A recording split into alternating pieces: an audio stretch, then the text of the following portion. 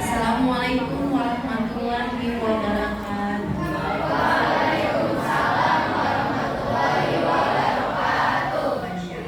Semangat ya. Mana suaranya semangat ya? Selamat pagi.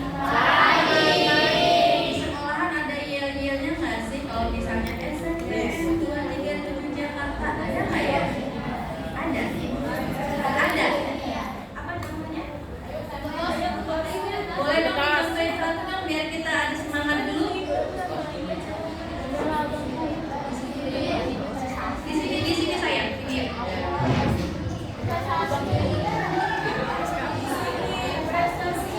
Bu dokter izin berdiri ya. Namanya siapa? Oh ini Nasra. Di sini sebagai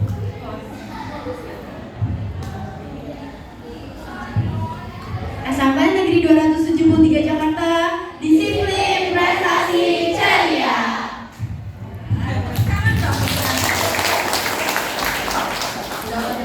Ulang ya. SMPN 237 Jakarta. SMPN 273 Jakarta. Disiplin prestasi ceria. Alhamdulillah. Terima kasih. Oke, anak-anak semuanya. Alhamdulillah, terima kasih sebelumnya mungkin Ibu Kepsek sudah tidak ada di sini. Yang terhormat Ibu Kepala Sekolah SMPN 273 Jakarta, yang kami hormati Wakil Kepala Sekolah, Dewan Guru beserta staf SMPN 273 Jakarta. Terima kasih telah memberikan kesempatan kepada kami, saya Dr. Ria dan sejawat saya Dr. Faris, untuk dikasih kesempatan mengisi seminar yang sangat berarti dan dibutuhkan anak-anak yang terutama khususnya di sekolah. Ya, sudah terlihat dari judulnya ini sudah tidak asing lagi. Ada yang tahu nggak kepanjangan dari PHBS? Kompak ya. Berarti sebelum-sebelumnya sudah pernah diberikan ya materi ini ya? Sudah. Kalau sudah diberikan, sudah diterapkan belum? Gak apa-apa, jujur aja. Sudah diterapkan belum? Atau sudah dok tapi nggak maksimal? Atau belum dok karena lupa? Yang mana? Oke baik. Jadi ini hanya untuk reminder atau mengulang kembali agar kita lama-lama terbiasa. Jadi sudah bukan hafalan yang sudah di luar kepala. Jadi keseharian itu yang akan kita lakukan untuk kesehatan kita. Ya, jadi kita mulai ya. Sebelum dimulai, next. Izin dokter perkenalkan diri sedikit ya. Kalau ibarat kata tak kenal maka tak sayang ya. Ya, saya Dr. Ria Puspitasari, lahir di Kota Bengkulu tanggal 10 November 1985. Terus kedokterannya di S1 kedokterannya di Universitas Malahayati Bandar Lampung. Lalu saya berpraktek di Klinik Royal Healthcare Jakarta Selatan dan sebagai dokter vaksin juga di klinik tersebut. Lalu saya juga berpraktek di Dokter Umum Klinik Dawa daerah Depok. Juga saya sebagai dokter kesehatan di rehabilitas narkoba Yayasan Cakrasati di Jakarta Selatan, dan juga saya sebagai praktisi Sunan Member of Astrologi. Sedikit itu informasi dari saya ya. Lanjut kita ke materi ya untuk mempersingkat waktu. Jadi PHBS itu sekumpulan perilaku kita yang dipraktekkan baik itu peserta didik, guru, masyarakat, lingkungan sekolah atas dasar kesadaran sebagai hasil pembelajaran sehingga secara mandiri mampu mencegah suatu penyakit, meningkatkan kesehatannya serta berperan aktif dalam mewujudkan lingkungan sehat. indikatornya ada 8 ya. Jadi salah satunya itu mencuci tangan dengan air yang bersih dan dengan sabun. Di sini sudah pada hafal atau sudah dilakukan nggak mencuci tangannya? Sudah ya. Kalau nanti Bu Dokter tunjuk satu-satu, pilih salah satu, ada yang bisa nggak? Bisa ya? Insya Allah. Yang kedua, jajan di kantin sekolah yang sehat. Di sini ada kantinnya kan ya? Nah, yang ketiga, membuang sampah pada tempatnya, sudah dilakukan. Nah, yang keempat, mengikuti kegiatan olahraga di sekolah. Rutin olahraga di sekolah? Yang rutin menyeluruh hari Jumat atau hari Selasa atau ada hari yang lain? Tergantung. Oh, berarti nggak seluruh, nggak serentak. Ya, senam itu senamnya setiap Selasa. Lalu yang kelima, menimbang berat badan dan mengukur tinggi setiap bulannya. Ada UKS? Ada timbangan berat badan? Ada nggak? Nggak tahu nggak? Biasanya dikasih Rusak. Ada tapi rusak. Oke, pengukur tinggi badan? Lalu yang keenam, tidak merokok di sekolah. Jadi sebenarnya dari sekolah aja ya, di luar sekolah pun ya jangan, karena tidak baik untuk kesehatan. Yang ketujuh, memberantas jentik nyamuk di sekolah secara rutin. Yang kedelapan, buang air besar dan buang air kecil di toilet sekolah. Nah, kenapa harus mempraktekkan perilaku hidup bersih dan sehat? Yang pertama, kebersihan bagi lingkungan sekolah kita, terciptanya lingkungan sekolah yang bersih dan sehat, memberikan kenyamanan. Nyaman gak sih kalau sekolah kita bersih? Nyaman ya? Nyaman. Jadi sekolah belajarnya juga nyaman. Menjadikan contoh yang baik bagi lingkungannya. Jadi kan kalau misalnya ada yang mungkin antar adiknya, terus dari keluarga orang tua yang lain, jadi sekolahnya bersih, jadi bisa contoh, atau dari teman-teman sekolah lainnya pas tahu oh sekolahnya bersih, jadi menjadi contoh untuk sekolah-sekolah yang lain. Manfaat penerapan PHBS di sekolah, salah satunya terciptanya sekolah yang bersih dan sehat sehingga peserta didik, guru dan masyarakat lingkungan sekolah terlindungi dari berbagai gangguan ancaman penyakit. Lalu meningkatnya semangat proses belajar mengajar yang berdampak pada prestasi belajar peserta didik. Citra sekolah sebagai institusi pendidikan semakin meningkat sehingga mampu menarik minat orang tua. Itu tadi yang saya jabarkan. Kalau lihat sekolahnya bersih, jadi pada saat mungkin tadi menemani orang tuanya atau mengantar adiknya, oh dari sini nanti untuk keluarga yang lainnya sekolahnya bisa di SMPN 273. Meningkatnya citra pemerintah daerah di bidang pendidikan menjadi percontohan sekolah sehat bagi daerah lain. Nah, ini salah satu contoh cuci tangan pakai sabun ya. Di sini wastafelnya tersedia hanya di toilet atau di lingkungan luar. Di luar juga ada. Ada sabunnya. Lancar airnya. Sering digunakan nggak?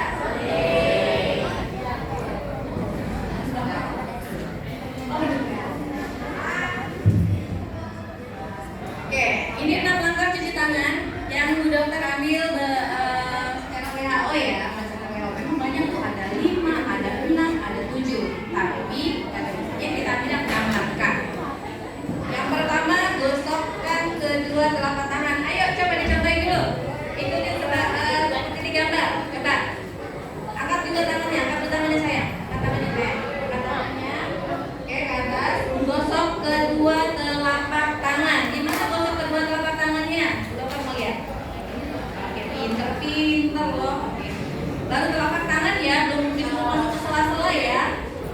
Yang kedua, gosok punggung tangan secara bergantian. Mana punggung tangannya? Oke, coba digosok bergantian. Oke, pada pinter semua. Yang ketiga, baru gosok sela-sela tangannya. Oke, sela-sela ya.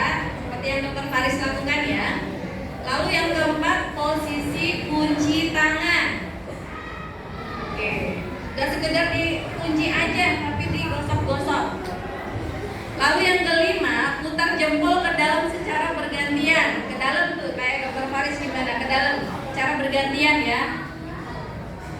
Lalu yang keenam, gosok ujung jari bergantian.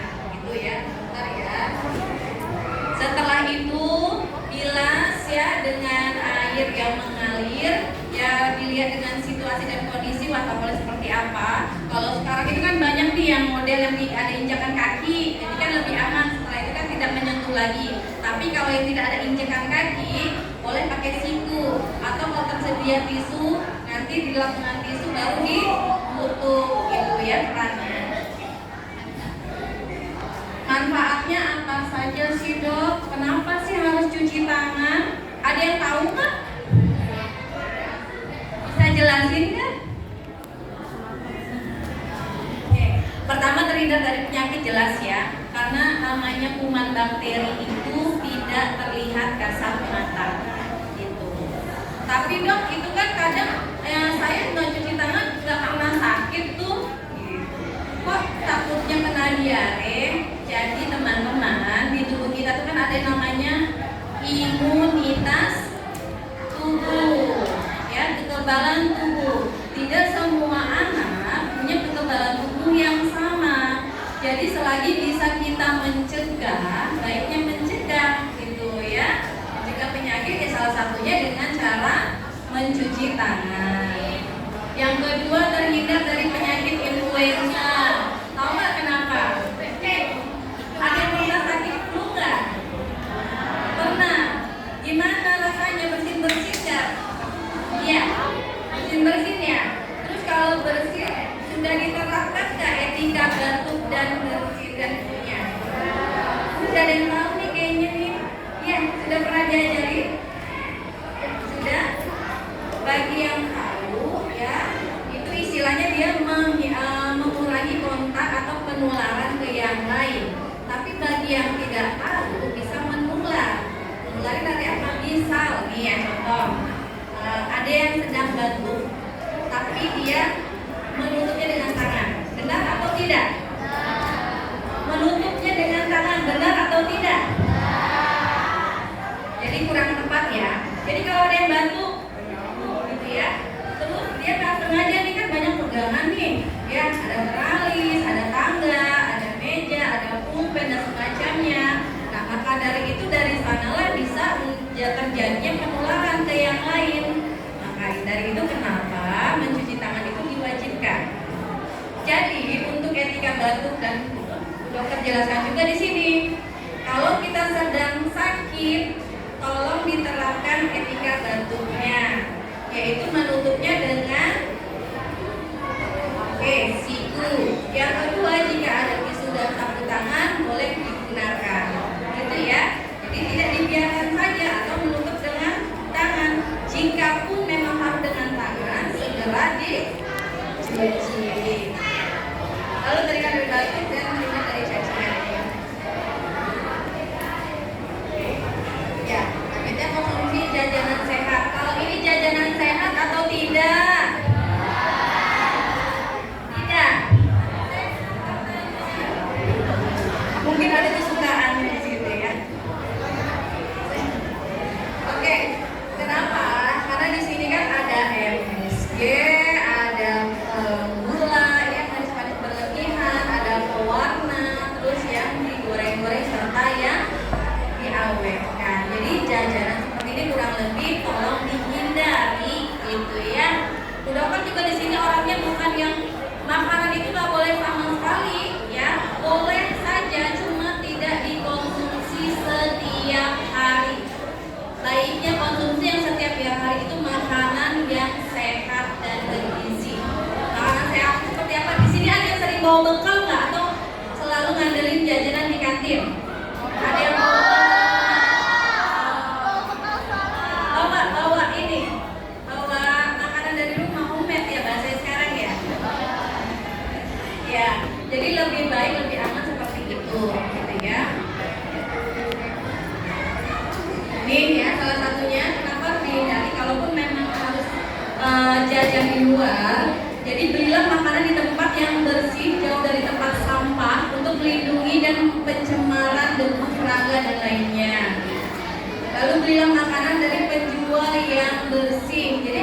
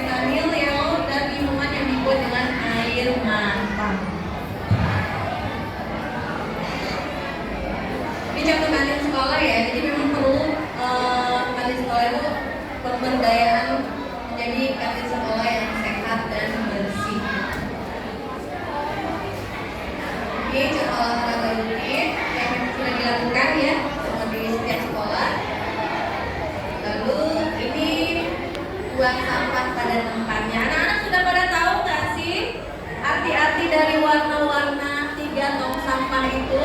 Sudah ya? Oke, udah kan mau tunjuk satu orang kalau depan. Maju saya.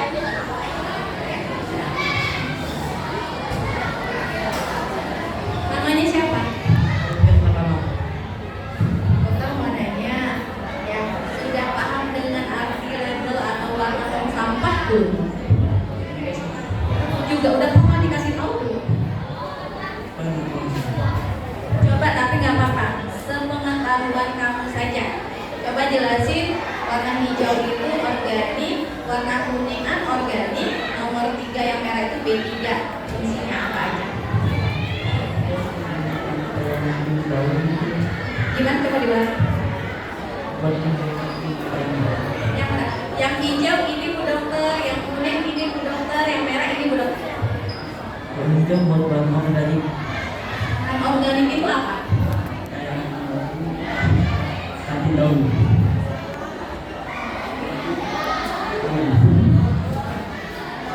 Kalau yang kuning, yang merah, Ambil.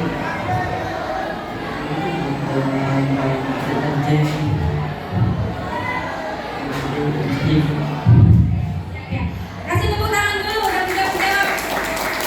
Ada yang bisa melengkapi? Udah ada clue-nya loh, tuh dikasih gambar-gambar. Ada yang bisa melengkapi? Ayo.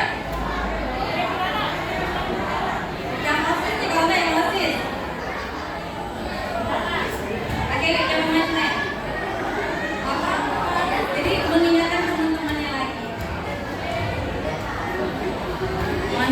Udah minta bantuan dijelasin, tong sampah, pas sampah berwarna hijau itu kan organik, itu apa beberapa macam aja, nggak usah banyak-banyak. Yang kuning sampah seperti apa, yang merah harus sama saja.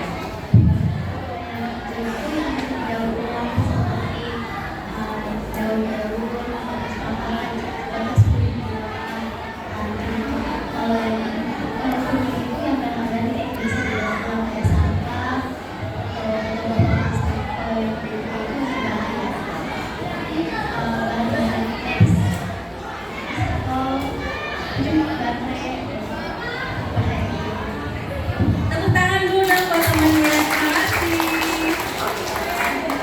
Pada hebat-hebat, berani-berani ya. Baik, Bu Dokter jelasin sedikit ya. Jadi kalau misalnya tempat sampah yang berwarna hijau itu yang bisa terurai. Seperti apa? Benar ya, daun, ranting, tisu, dan semacamnya. Sedangkan kalau yang berwarna kuning itu yang sulit terurai seperti botol plastik, styrofoam, dan semacamnya ya. Lalu yang ketiga memang mungkin jarang sekali ada di sekolah ya, kalaupun ada yang nanti melengkapi itu memang barang-barang yang berbahaya seperti deterjen, ya, cairan kimia lainnya, pecahan kaca gitu ya. Jadi udah oke, udah bagus semuanya, udah memahami, tinggal di reminder selalu ya, dan dipraktekkan. Iya, kenapa harus rutin juga untuk mengukur berat badan, timbang badan, karena untuk mengetahui kecukupan kadar gizi seseorang. Jadi kan setiap anak berbeda-beda nih, berat badannya berapa, tinggi badannya berapa, asupan dan kecukupan apa yang harus dikonsumsi itu juga berbeda-beda terlihat dari hasil BMI-nya. Oke, ini jangan merokok. Dicontoh ya, contoh real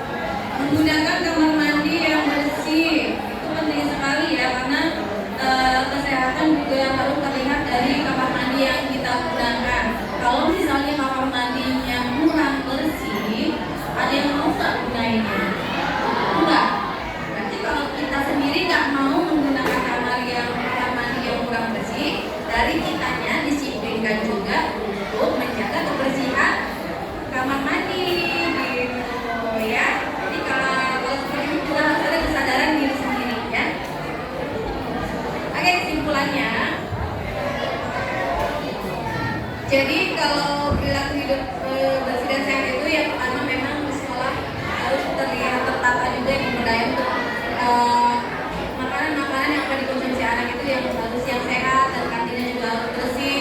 Anak-anak juga harus memang terlatih terbiasa dengan mencuci tangannya dengan air yang bersih yang mengalir dan sabun dan membuang sampah pada tempatnya sesuai dengan jenis sampahnya, mengikuti kegiatan olahraga ya secara rutin untuk kebugaran kesehatan jasmani, lalu menimbang berat badannya, tinggi badannya, sama ada tadi yang tidak merokok, berantas cacing nyamuk dan toiletnya selalu terjaga bersih ya.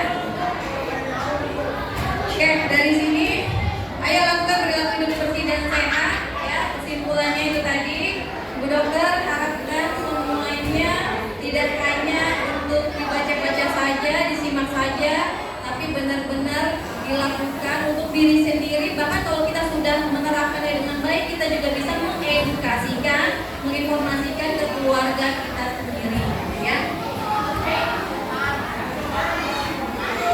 Baik, selain dari Bu Dokter sudah selesai, nanti akan dilanjutkan sama Dokter Paris. Cuma ada istilahnya kita break sebentar untuk mempraktekkan cuci tangan bersama-sama ya. Tapi ada video yang Bu Dokter putarkan satu kali. Setelah itu nanti kita ikutin bersama-sama. Setuju?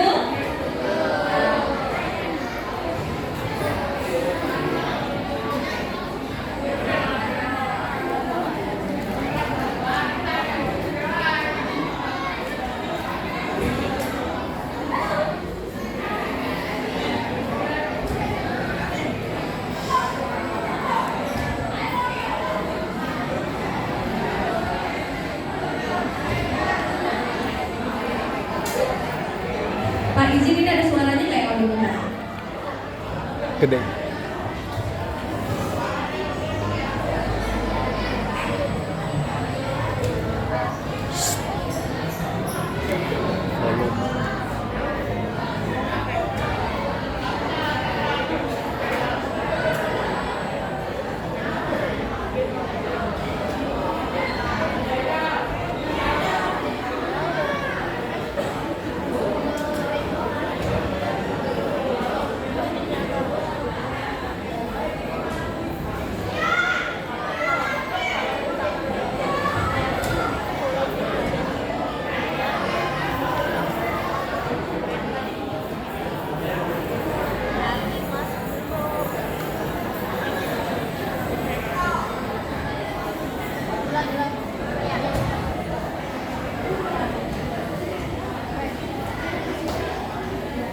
Volume.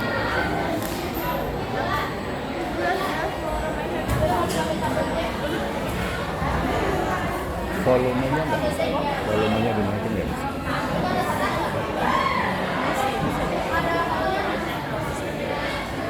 Kenapa? Kalau volumenya dinaikin.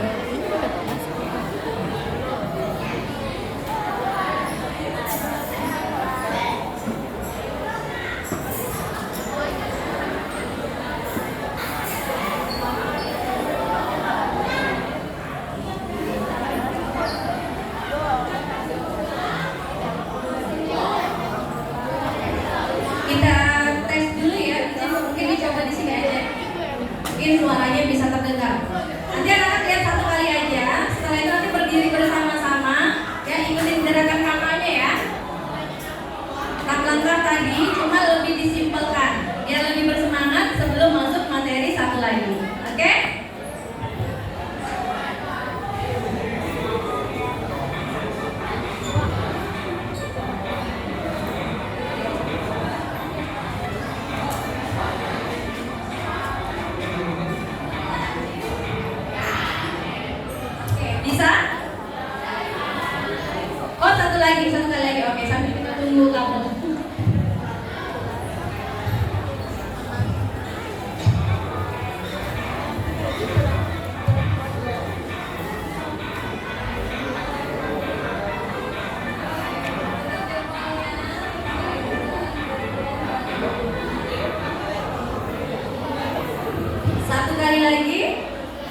cukup?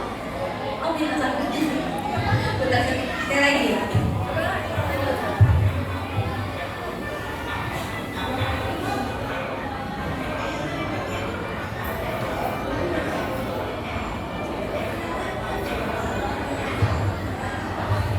Pada bisa?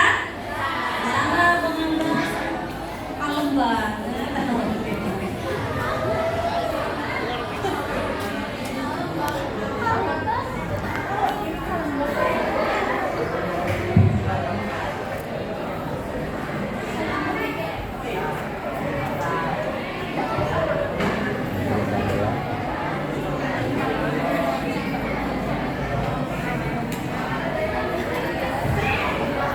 Tuh.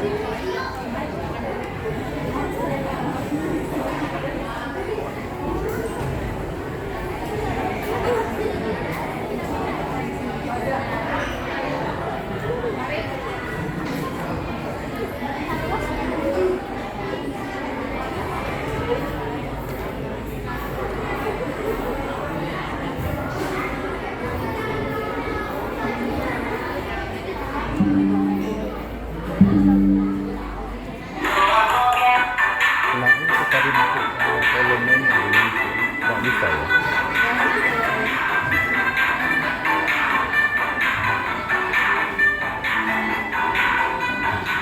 Oke, sudah siap? Siap. Yuk berdiri yuk sebentar yuk. Relaksasi kita ya. Semuanya diikutin ya. Jadi ini demo mencuci tangan memang bukan di keran ya dengan hand sanitizer. Jadi sudah seperti mau mengambil hand sanitizer-nya ya. Udah pada siap? Biar kompak nih, udah pada siap? Oke. Kita mulai.